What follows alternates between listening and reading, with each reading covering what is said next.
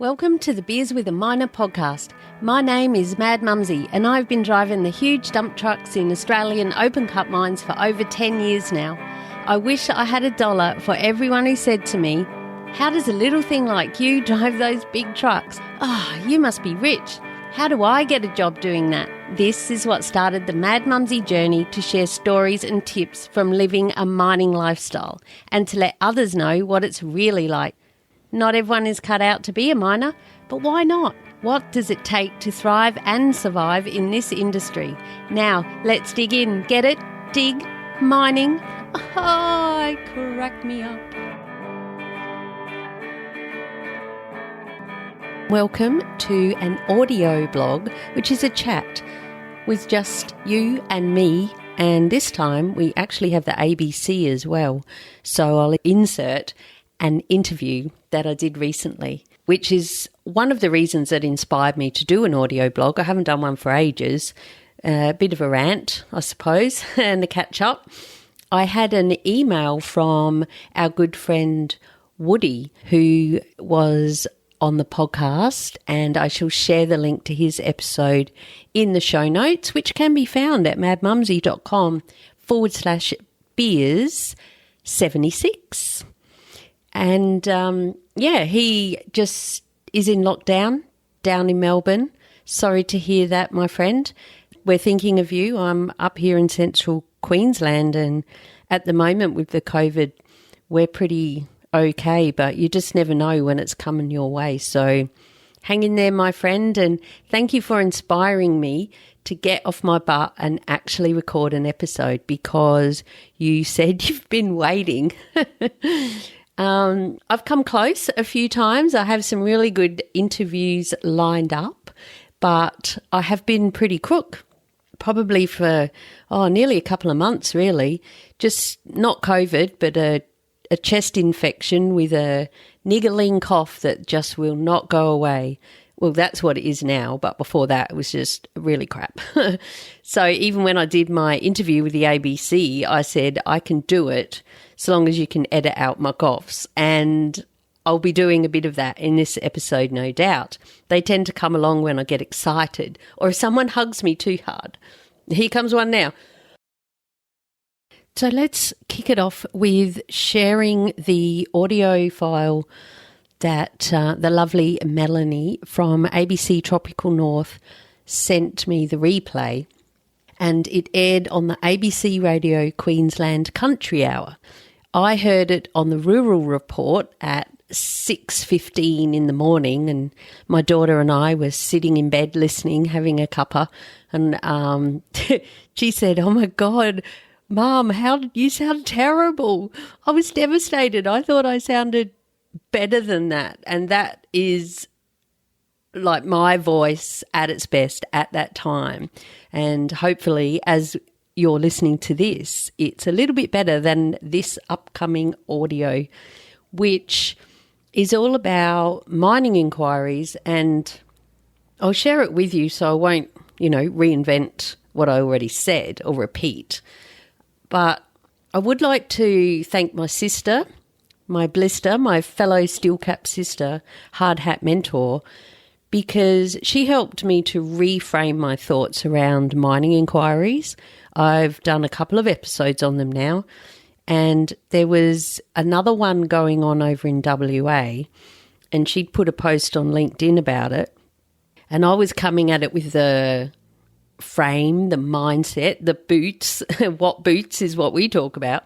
So the boots I had on was another bloody inquiry. They have these inquiries and work out all the outcomes and solutions that should be enacted to change whatever the inquiry was about.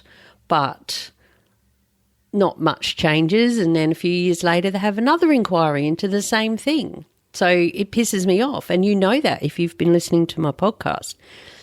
But what my sister said that really made sense was that it helps to spotlight the concern, the issue, the problem, and it gets everyone to sit up and think.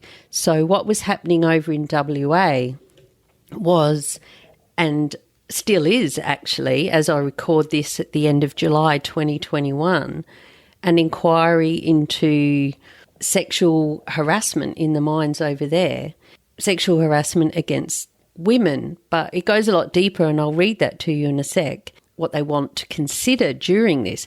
But even before the inquiry started and they just made an announcement, many of the mining companies were looking and enacting and changing their policy on how many drinks you can have at camp. So instead of being unlimited, like many of them, you still have to go to work and be zero, but you know, you could still have a few drinks at night or too many.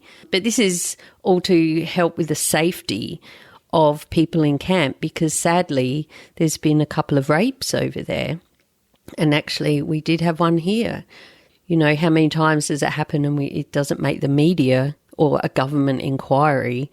So that's what they are looking into. But even before it happened, the inquiry, the big companies over there were changing their drinking policy, and they were cutting it down to you can only have 4 beers per day, even at the wet mess. So I've been on camps where you can have 3 takeaways, but you could stay at the wet mess, you know, the bar, for those who don't know what a wet mess is, and you can just keep drinking and get blind and stagger home. You might not have to go to work tomorrow. You might be on break, or it might be pajama day. So they're even changing that. So that helped me to reframe it. And then I got this phone call to have a chat about an inquiry we're having here, which is all about, I'm thinking I didn't read that out, did I? I'll read that out to you now.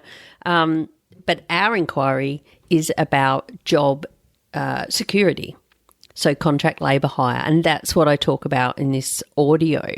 But just going back to the one in WA, I'll just read you the terms of reference. So it's going very deep in a lot of places, so it'd be interesting to see how they put all this together in outcomes and changes. These are the things they want them to consider. Is there a clear understanding of the prevalence, nature, outcomes and reporting of sexual harassment in FIFO workplaces? Do existing workplace characteristics and practices, including but not limited to workplace cultures, rosters, drug and alcohol policies and recruitment practices, adequately protect against sexual harassment? And finally, there's one more. Are current legislation, regulations, policies and practices adequate for FIFO workplaces in Western Australia? And finally, what actions are being taken by industry and government to improve the situation, and are there any examples of good practice? Are there any examples of good practice? So I'll bet there's plenty of mining executives that will get up there and say how great they are. And then we'll see what the workers actually say. So this is what I speak about in the ABC, is use the inquiry as a time to speak up and get your voice heard. We all have a whinge about things, but inquiries, they really want us to do it. And these were virtual. They were meant to be coming up here. And it's a federal inquiry, this one, not state, into job security, and it wasn't just mining, but that's what they spoke to me about. So I shall insert that now. Virtual hearings on labour hire in coal mining in the Bowen Basin have started. During yesterday's session, one of the largest labour hire companies in Australia, One Key, confirmed that just 10% of the employees they provide are permanent. Ex-coal miner Leanne Drew explains to Mel Groves why she thinks it's really important that people make submissions on this topic. If you've got an opportunity to share what's going on and how things change or affect your world, I think it's really good to speak up. We've seen a few people on the news saying things and in the paper, and now this is an opportunity to say it in a way that will count. Hopefully. And, you know, I've had a few rants with you, actually, over another bloody inquiry.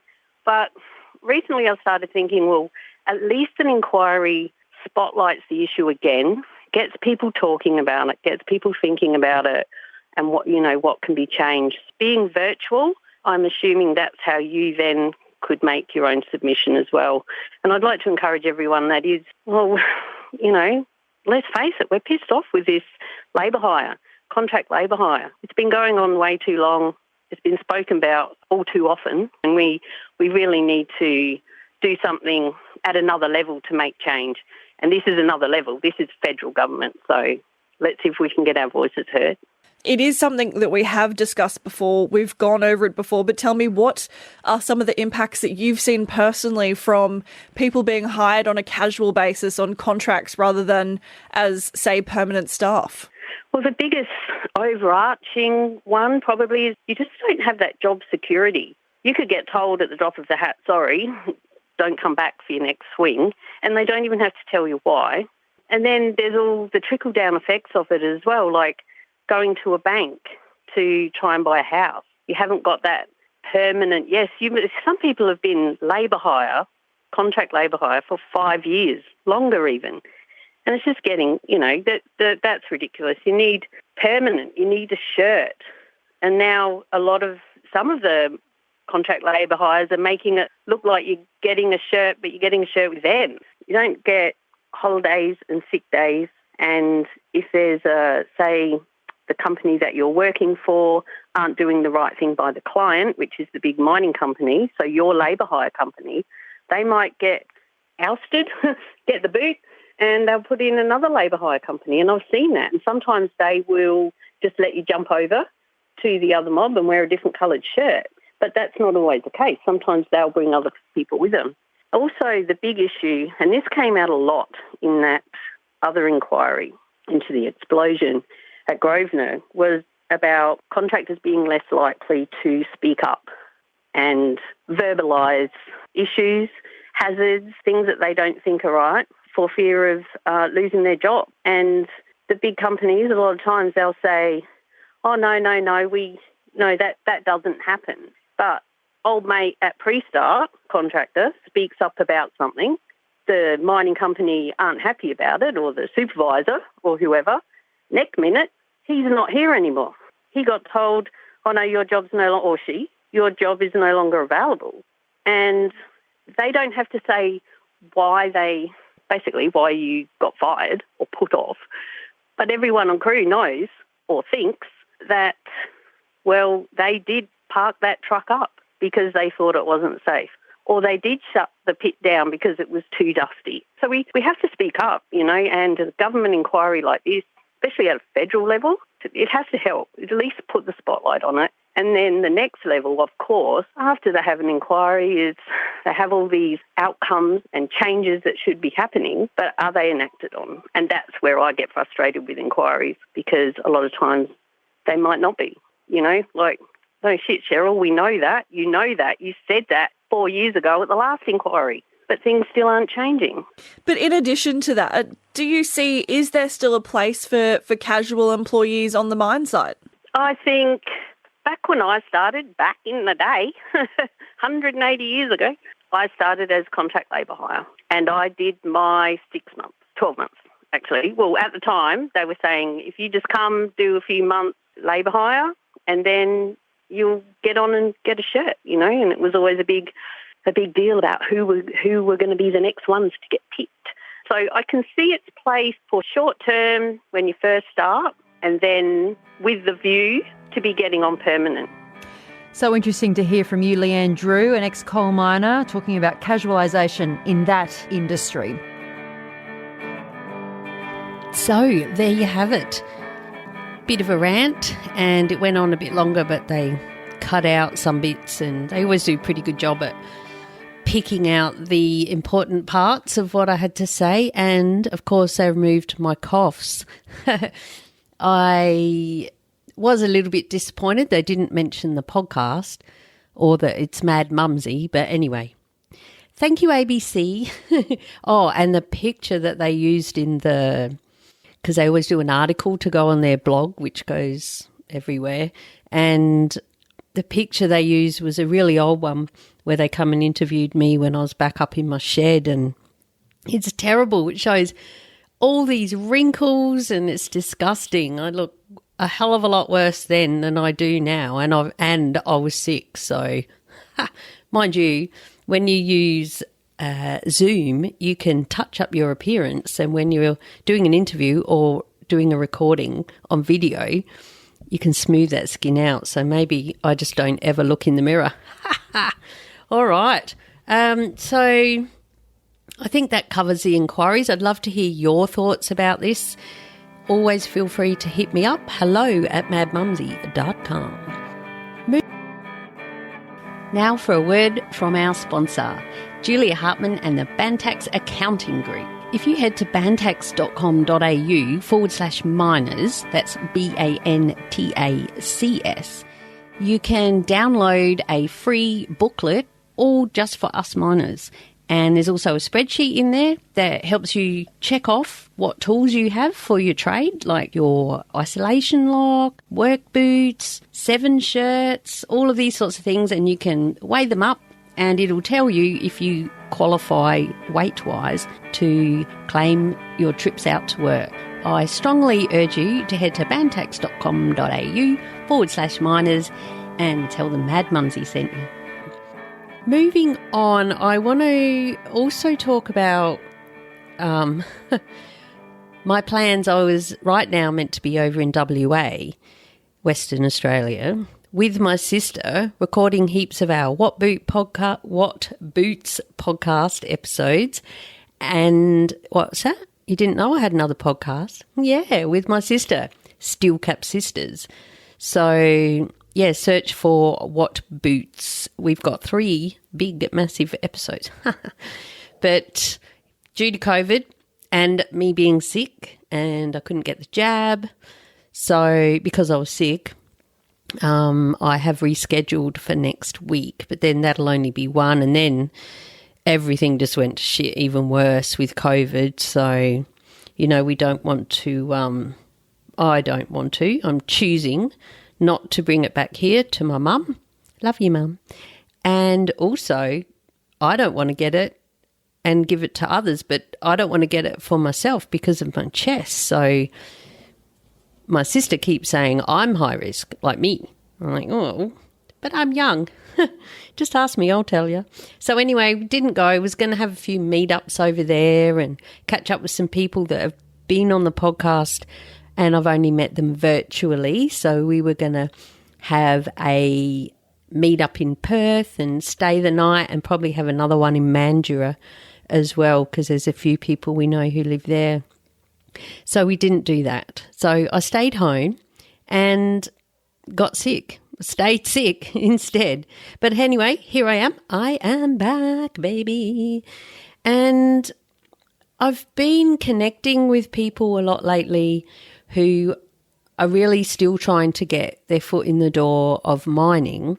And so I have chosen to create a bonus, and it's a paid bonus. Oh, look at me charge for something, right? I had a bit of coaching last year, and, you know, you do offer value, so you are allowed to charge for some things. And it's taken me a long time to get my head around that. So my passion is really about helping people who want to get into the mines, know what they're in for, or they might have just started, or they've just got a start date. And I really want them to be prepared and set up for success so that they stay in mining a lot longer. You know, I've got a whole episode about 5 newbies I know and why they quit.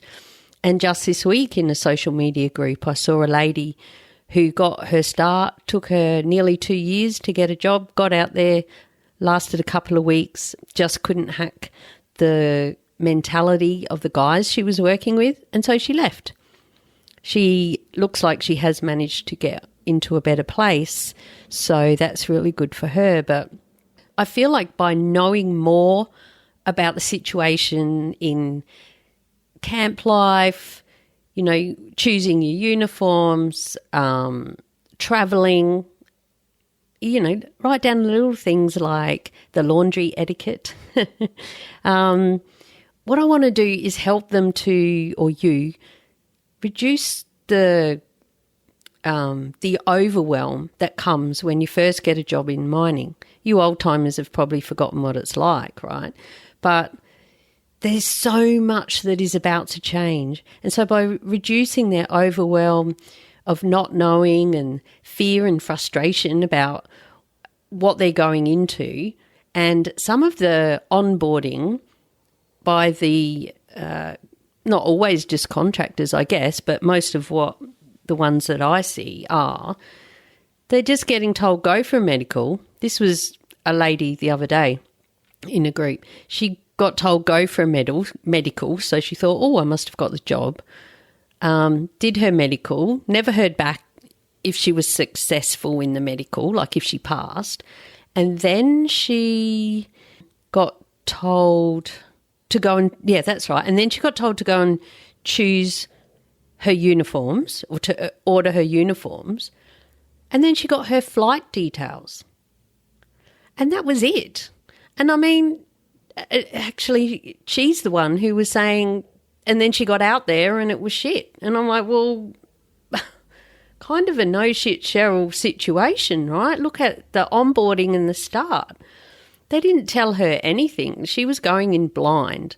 So that is my passion now, is to really help people to know more about it. And I don't profess to know everything. No one ever does. And I haven't been to every site and every situation, and I haven't worked in every role either. So what I've done is I have set up a little bonus package, and you get my audiobook and ebook for Pounce, about pouncing on your mining job. So that is something that I've had for quite a few years now to help people to stop the Google hunt and the Google search and know where to start, and should they do a course, and are they too old, and is it right for their family, what to expect at inductions and interviews and all sorts of things like that. We talk about Standard 11 and coal board medicals, and a lot of this can be used across the board in other states. So I have a free version of that, and there's nearly 800 people who have gone through it. But I'm now adding that. That's just a course, right? That's not the audiobook as well. So the audiobook is me reading it, and I do go on a couple of tangents and rants, which is a bit funny, and I have to tell myself to get back to reading. But they get extra value, and they also get the course content in one PDF guide or ebook that they can go through. So they still get to see all the pictures, and they can click on the links that I share and stuff like that.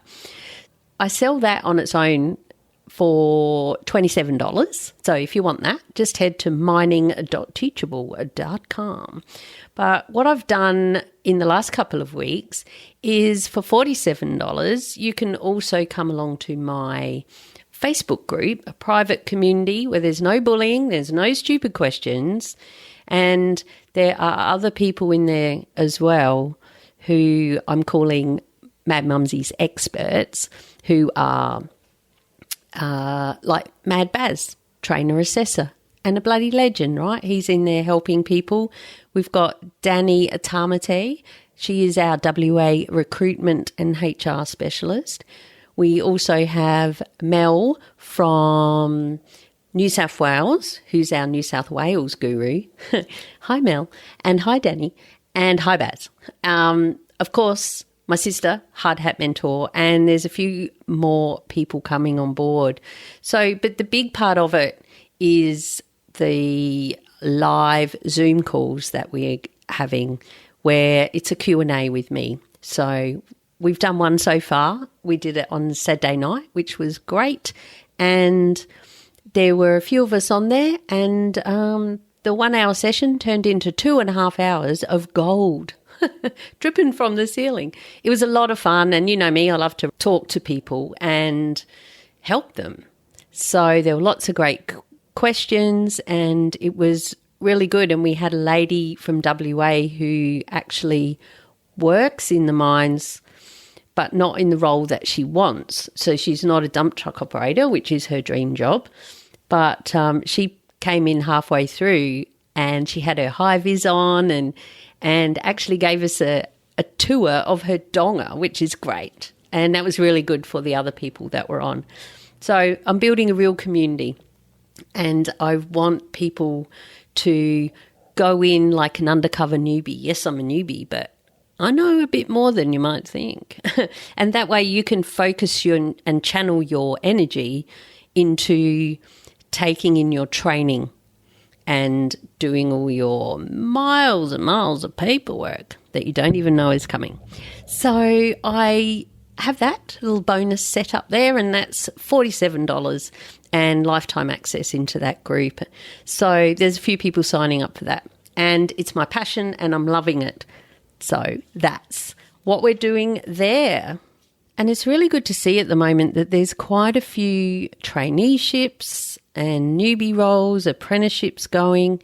It's really good to see that, even though some sites are going, what are they called? With the robot trucks, virtual, not quite the right word, autonomous.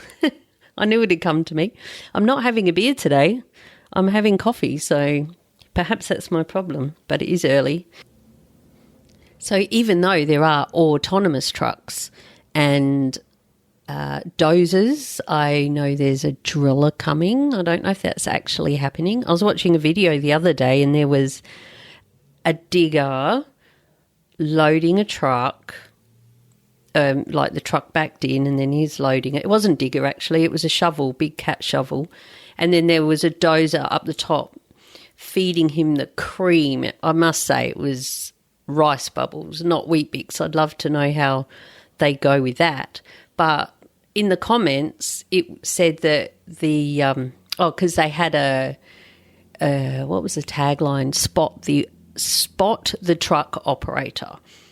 I'm like, what is this operator doing? I was thinking, is it, hanging out the door while he's backing in or something, bloody cowboy? But no, there wasn't one.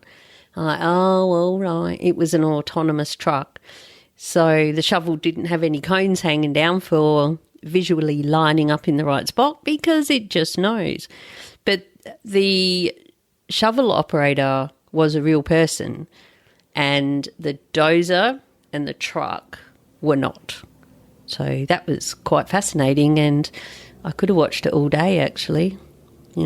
Scoop, load, scoop, load. You clown.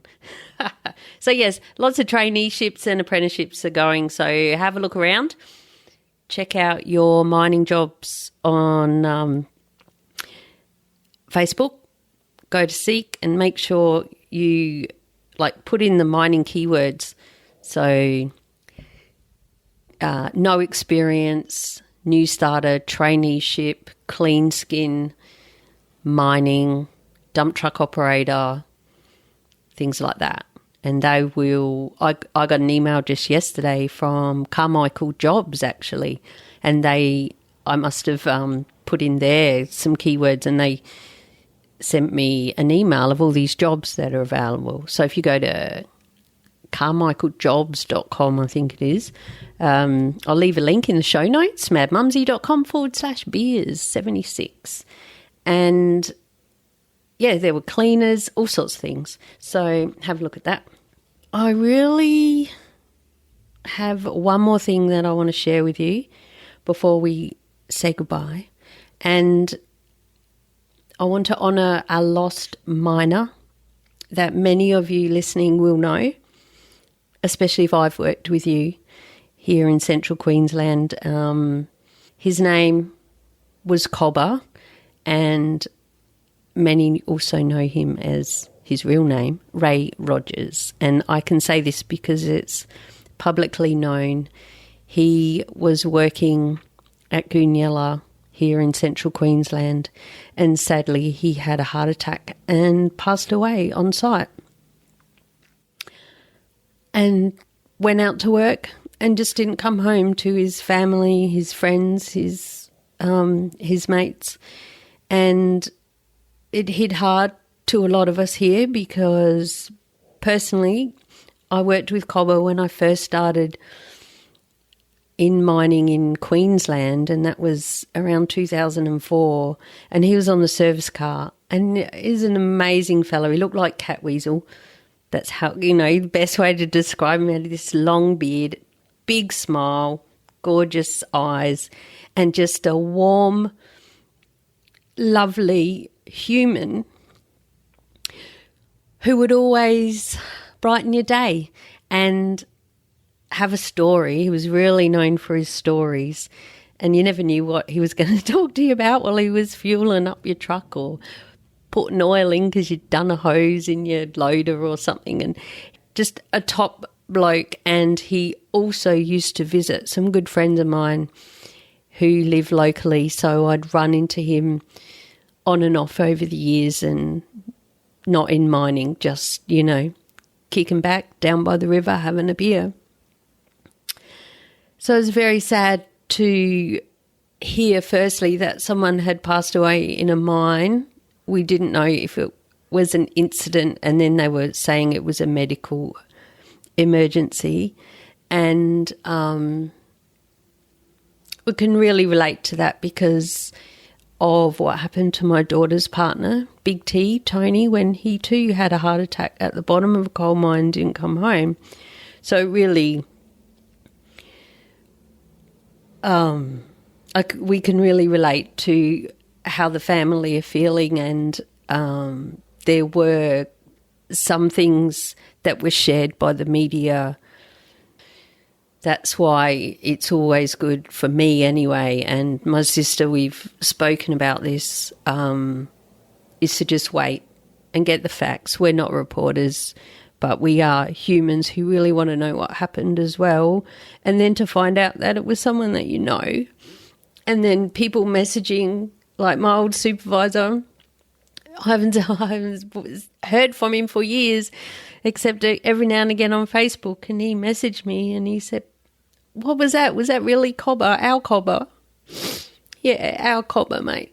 So his funeral is on Wednesday next week here in Mackay. It's now, what day is it? Oh, it's Friday, so not long. And I'm going to make sure, no matter what, I'm there. And, COVID permitting, let's hope they don't back it down to 10, but I know we'll be somewhere having a beer for you, mate. So I just wanted to share that with you, and for everyone to stay safe out there and look after your health and just live for today, hug the ones that you love, because you just never know when it's done. Oh, I really wish I was having a beer now. Hang on. Cheers, Cobba. Okay, so just finishing up, I would like to let you know that I do have some good interview guests lined up for you.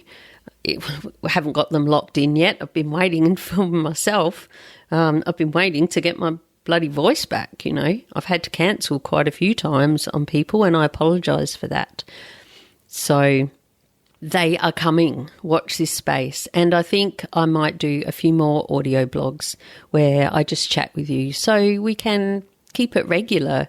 It was funny, there was some podcast review, something or other, and they shared the top 5 mining podcasts to listen to in Australia. And I made the list, which was great. Thank you to those people. And next to it said how regular they are. And mine said quarterly, which is every 3 months. I was like, you fucking serious? Bullshit. But when you average it out, 76 episodes since 2016, I guess it's a bit of up and down, isn't it? So I'm going to do my best to endeavour to do some more because I love it.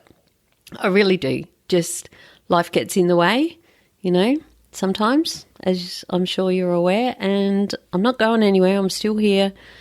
Come say hello. Go to mining.teachable.com if you're interested in the online resources and the especially if you are keen for that bonus, I'm going to add that in there. At the moment, it's just on the thank you page for the freebie people. So, yes, that will be there by the time you get there. I'm doing that today. Yeah, stay safe, be real, be special, and have fun, for we only live once. Cheers.